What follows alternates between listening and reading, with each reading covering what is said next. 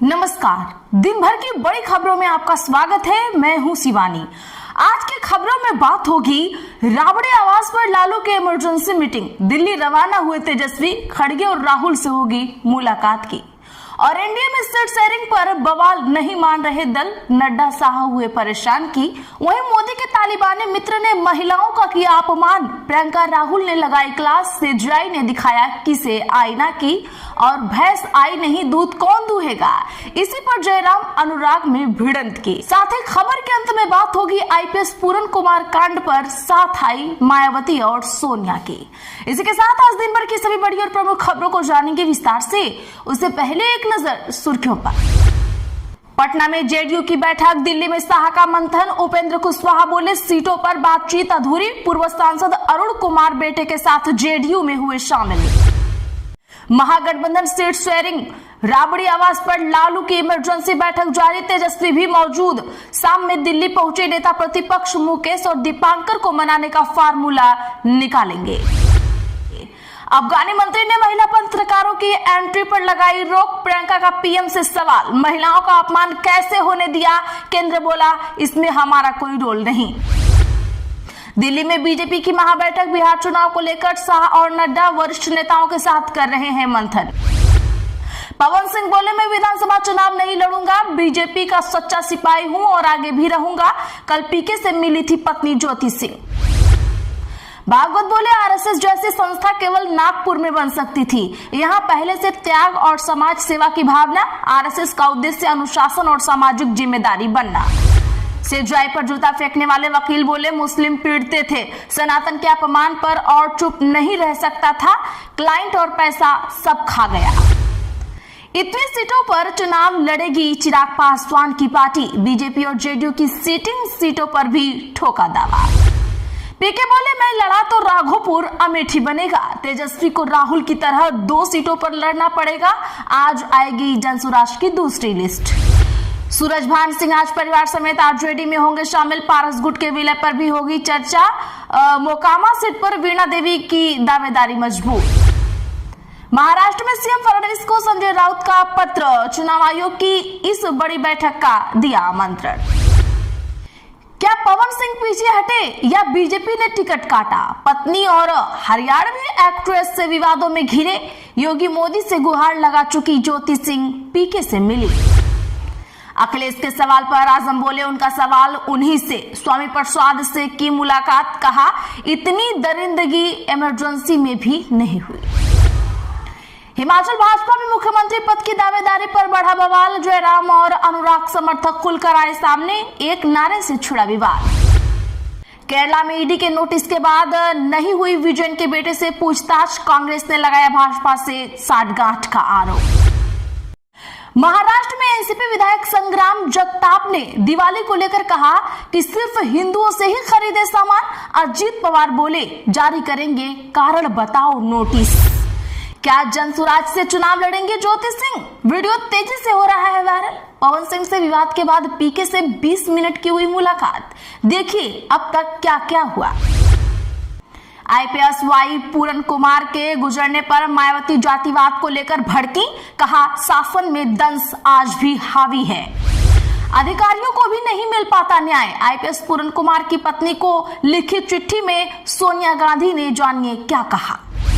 जीतू पटवारी बोले deputy CM के साथ दवा डीलर की तस्वीर आई है, कब सिरप से बच्चों के मरने का है मामला, पीसीसी चीफ ने कहा सीबीआई जांच हो।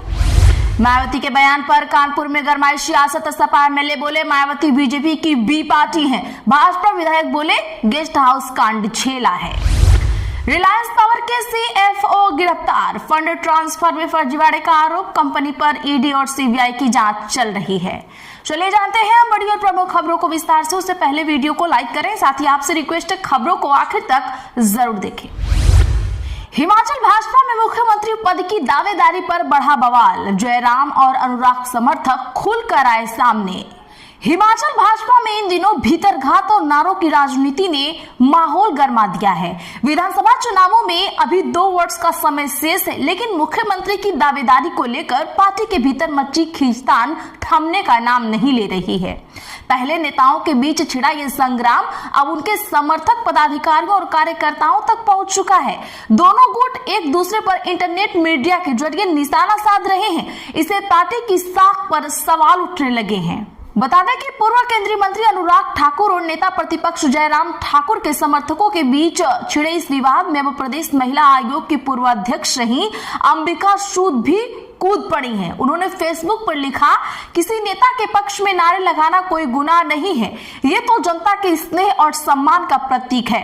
अनुराग ठाकुर भी हिमाचल के बेटे हैं, भाजपा के ही नेता हैं, कोई विदेशी नहीं है।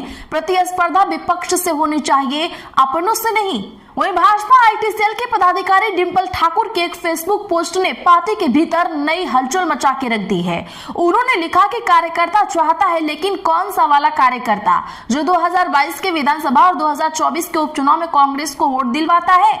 ये टिप्पणी अब पार्टी के भीतर खूब चर्चा का विषय बनी हुई है। डिंपल ठाकुर ने अनुराग ठाकुर के विरुद्ध पूरी तरह से मोर्चा खोल रखा है। पटना में जेडीयू की बैठक जारी, दिल्ली में शाह का मंथन। उपेंद्र कुशवाहा बोले, सीटों पर बातचीत अधूरी। आपको बता दें कि एनडीए में सीट शेयरिंग और कैंडिडेट्स को लेकर माथापच्ची जारी है।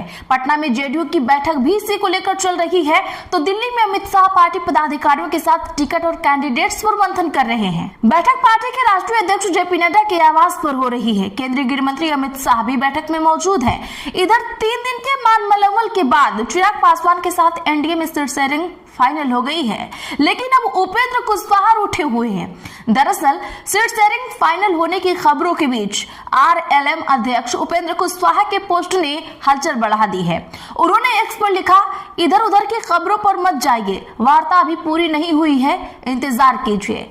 नाराजगी की खबरों के बीच उपेंद्र कुशवाहा दिल्ली रवाना हुए हैं। पटना एयरपोर्ट में उन्होंने कहा, सीट शेयरिंग को लेकर बातचीत अभी भी अधूरी है। जो खबरें चल रही हैं कि सीट पर सहमति बन गई है, वो सरासर गलत है। बीजेपी के शीर्ष नेतृत्व का बुलावा आया है, दिल्ली जा रहा हूं, वहां दूसरे दौर की बातचीत होगी। इसके बाद जब चीजें फाइनल होंगी तो आप लोगों को बता दिया जाएगा। माना जा रहा है कि गठबंधन में उन्हें 6 सीट मिल रही हैं, जबकि वो 20 सीटों की डिमांड कर रहे हैं। आईपीएस वाई पूरन कुमार कांड पर मायावती जातिवाद को लेकर भड़की, सोनिया गांधी का भी फूटा गुस्सा। जी हां, बसपा प्रमुख मायावती ने आईपीएस वाई पूरन कुमार के लिए गहरी चिंता व्यक्त की है। आईपीएस वाई पूरन कुमार ने 7 अक्टूबर को चंडीगढ़ में अपने आवास पर कथित तौर पर अपने आप को खत्म कर लिया। मायावती ने जातिवाद, शोषण व प्रताड़ना की आलोचना करते हुए कहा कि जातिवाद का दंश कितना अधिक, खासकर शासन प्रशासन में हावी है और सरकारें इसे रोक पाने में विफल साबित हो रही हैं। वैसे ये सब सरकार की नीयत व नीति की बात ज्यादा है। सोशल मीडिया पर एक्स पर पोस्ट करते हुए मायावती ने कहा, हरियाणा राज्य में आईजी रैंक के वरिष्ठ पुलिस अधिकारी वाई पूरन कुमार, जिनकी पत्नी भी स्वयं हरियाणा की वरिष्ठ आईएएस अधिकारी हैं, द्वारा जातिवाद, शोषण व प्रताड़ना के कारण की गई इस घटना ने पूरे देश को झकझोर के रख दिया है। अब मायावती के बाद वहीं सोनिया गांधी ने भी चिट्ठी लिखते हुए वाई पूरन की घटना को लेकर ये कहा है कि ये घटना हमें याद दिलाती है कि आज भी सत्ता में बैठे लोगों का पूर्वाग्रही और पक्षपातपूर्ण रवैया वरिष्ठतम अधिकारियों को भी सामाजिक न्याय से वंचित रखता है। मैं और देश के लाखों लोग न्याय के इस मार्ग पर आपके साथ खड़े हैं। ईश्वर आपको इस कठिन परिस्थिति में धैर्य, साहस और शक्ति प्रदान करे। राबड़ी आवास में लालू की इमरजेंसी बैठक जारी, तेजस्वी भी मौजूद। कुछ ही देर में दिल्ली जाएंगे नेता प्रतिपक्ष। महागठबंधन में सीट शेयरिंग को लेकर माथापच्ची जारी है। राबड़ी आवास पर लालू यादव ने इमरजेंसी मीटिंग बुलाई है और तेजस्वी यादव भी इस बैठक में मौजूद हैं। बैठक में सहयोगी दलों के साथ साथ राजद के तमाम बड़े नेता सीट बंटवारे को लेकर अपनी बात रखेंगे। इस बैठक में पशुपति पारस को लेकर भी सारा मामला क्लियर हो ही जाएगा। इधर सीट शेयरिंग को लेकर फंसे पेच के बीच कांग्रेस ने भी अचानक बैठक की है।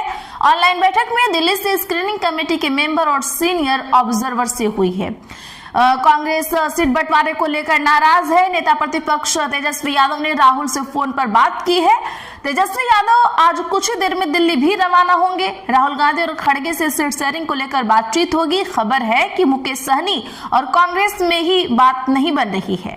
इन सबके बीच सहनी को माले का साथ मिला है। भाकपा माले के राष्ट्रीय महासचिव दीपांकर भट्टाचार्य ने कहा है कि मुकेश सहनी की पार्टी को सम्मानजनक सीटें मिलनी चाहिए। अफगानी मंत्री ने महिला पत्रकारों की एंट्री रोकी। प्रियंका का पीएम से सवाल, महिलाओं का अपमान कैसे होने दिया। दरअसल दर्शकों, अफगानिस्तान के विदेश मंत्री आमिर खान मुक्तकी की दिल्ली में आज हुई प्रेस कॉन्फ्रेंस में महिला पत्रकारों की एंट्री पर रोक लगाने पर विवाद हो गया। कांग्रेस सांसद प्रियंका गांधी वाड्रा ने पीएम मोदी से पूछा, भारत में हमारे ही देश के कुछ सबसे सक्षम महिलाओं का अपमान कैसे होने दिया गया, जबकि महिलाएं ही देश की रीढ़ और गौरव हैं। वहीं विवाद बढ़ने पर भारत के विदेश मंत्रालय ने कहा कि अफगानिस्तान के विदेश मंत्री की प्रेस कॉन्फ्रेंस में उनका कोई रोल ही नहीं था, नहीं उनकी तरफ से पत्रकारों को बुलाया गया था। यह प्रेस कॉन्फ्रेंस अफगानी एम्बेसी में हुई थी। विदेश मंत्रालय ने कहा, जब अफगानी मंत्री दिल्ली आए तो मुंबई स्थित अफगानिस्तान के काउंसिल जनरल ने ही 10 अक्टूबर को चुनिंदा पत्रकारों को आमंत्रण भेजा था। अफगान दूतावास भारत सरकार के अधिकार क्षेत्र में नहीं आता है। बता दें कि अफगानी विदेश मंत्री 9 से 16 अक्टूबर तक भारत दौरे पर हैं। वहीं राहुल गांधी ने कहा, पीएम मोदी, जब आप महिला पत्रकारों को सार्वजनिक मंचों से बाहर रखने की इजाजत देते हैं तो आप भारत की हर महिला को ये बता रहे होते हैं कि आप बहुत कमजोर हैं और उनके लिए खड़े नहीं हो सकते। इस तरह के भेदभाव पर आपकी चुप्पी नारी शक्ति पर आपके नारों का खोखलापन उजागर करती है। क्या पवन पीछे हटे या बीजेपी ने टिकट काटा। पत्नी और हरियाणवी एक्ट्रेस से विवादों में घिरे योगी मोदी से गुहार लगा चुकी ज्योति सिंह। टिकट ऐलान से पहले भोजपुरी पवन स्टार सिंह ने चुनाव लड़ने से साफ मना कर दिया है। हाल ही में जेपी नड्डा, अमित शाह और उपेंद्र कुशवाहा से मुलाकात के बाद पवन सिंह के चुनाव लड़ने की चर्चा तेज थी। पवन सिंह भी इन मुलाकातों के बाद सोशल मीडिया पर एक्टिव थे। नेताओं के साथ फोटो डालकर लिख रहे थे कि जातिवादी राजनीति के पोषकों के दिल पे आज ये फोटो देख के सांप लौट रहा होगा, लेकिन जिनके दिल में विकसित बिहार का सपना बसता है वो कब तक एक दूसरे से दूर रह सकते हैं।